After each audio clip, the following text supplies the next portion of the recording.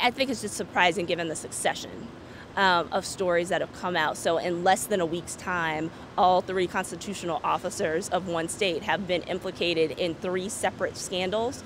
So I think that is, and that they both hit on touchstones in American society. So both dealing with racism and with sexual assault and violence against women. So I think they're very visceral, and I think it is unusual. I'm not a historian, so I can't tell you whether or not it's unprecedented, but it's certainly unusual to have this many shoes drop in a short period of time.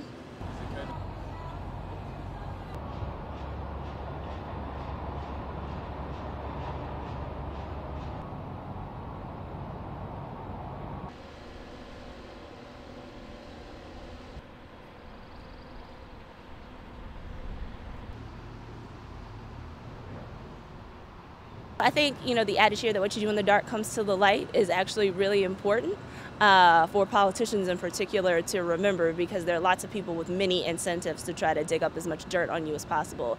And to the extent that you can disclose everything first and share what you learn about it, I think, one, it does a couple of things. One, it puts you in a proactive as opposed to a reactive posture. But the second thing that's really important is that it actually makes any discussion of what you've learned from the incident more sincere. If you're willing to talk about your mistakes and what you've learned from them, that's actually a much better position than you crafting a story after something has been revealed and you're reacting to the situation. Do any of the citizens wish to be recognized for purposes of an introduction? Is there any other business to come in the morning hour?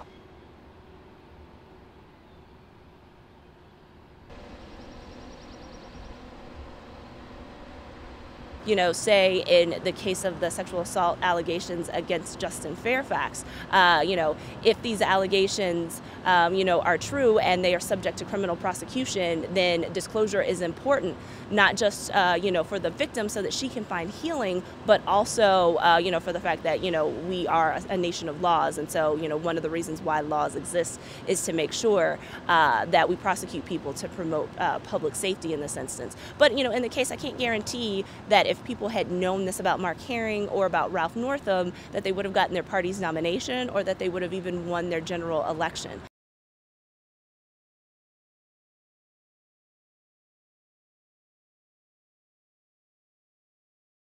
Herring is late to, acknowledging his past misdeeds, but the fact that he was getting out ahead of a story is actually better than Northam's reaction to a particular story. It would have been far better for Herring to have acknowledged this, at the beginning of his political career than to do it now, but his preempting sort of any disclosure with his acknowledgement that this happened, and also appearing contrite, is also something that I think is really important.